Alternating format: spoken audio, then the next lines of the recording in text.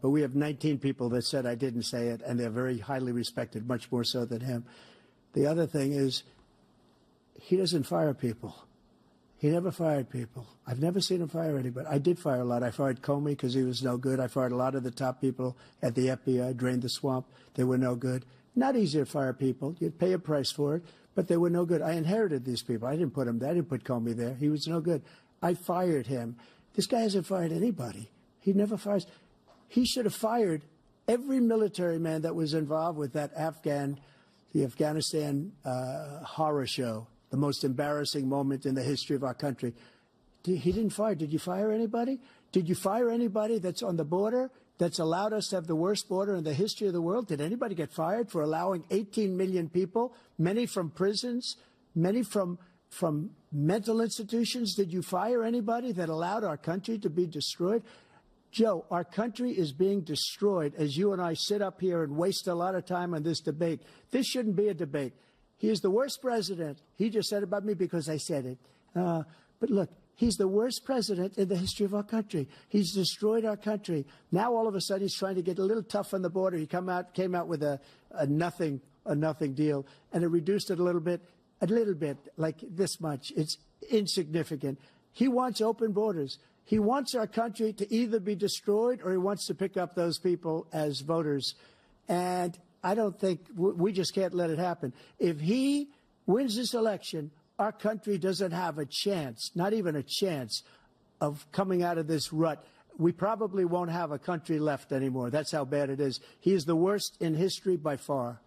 Thank you, President Trump. President Biden? We're the most admired country in the world.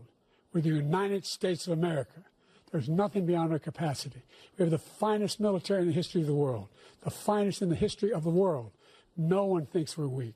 No one wants to screw around with us. Nobody, number one. Number two, the idea that we're talking about worst presidents. I wasn't joking. Look it up or go online. 159 or 58, don't hold me the exact number, presidential historians, they've had meetings and they voted who's the worst president in American history. One through best to worst. They said he was the worst in all of American history. That's a fact. That's not conjecture. He can argue they're wrong, but that's what they voted. The idea that he is doing anything to deal with child care, he did for virtually nothing to child care. We should significantly increase the child care tax credit. We should significantly increase the availability of women and men or single parents to be able to go back to work. And we should encourage businesses to have. Thank you, President Biden. President Trump, the question was about what would you do to make child care more affordable, if you want to take your minute. Just so you understand, we have polling, we have other things that they rate him the worst because what he's done is so bad. And they rate me, I'll show you, I will show you, and they rate me one of the best, okay? And if I'm given another 4 years, I will be the best. I think I'll be the best. Nobody's ever created an economy like us. Nobody ever cut taxes like us. He's the only one I know. He wants to raise your taxes by 4 times. He wants to raise everybody's taxes by 4 times. He wants the Trump tax cuts to expire. So everybody, including the two of you, are going to pay 4 to 5 times.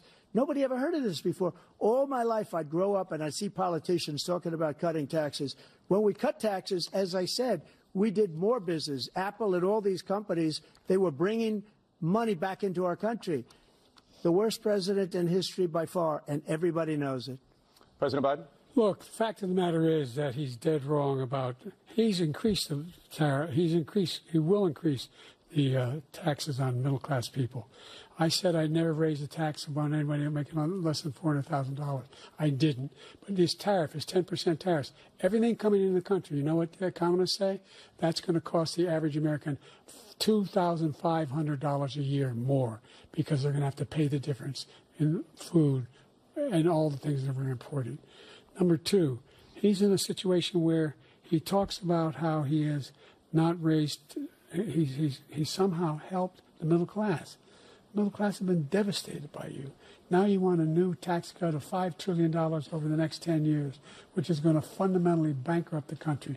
You had the largest deficit of any president in American history, number one.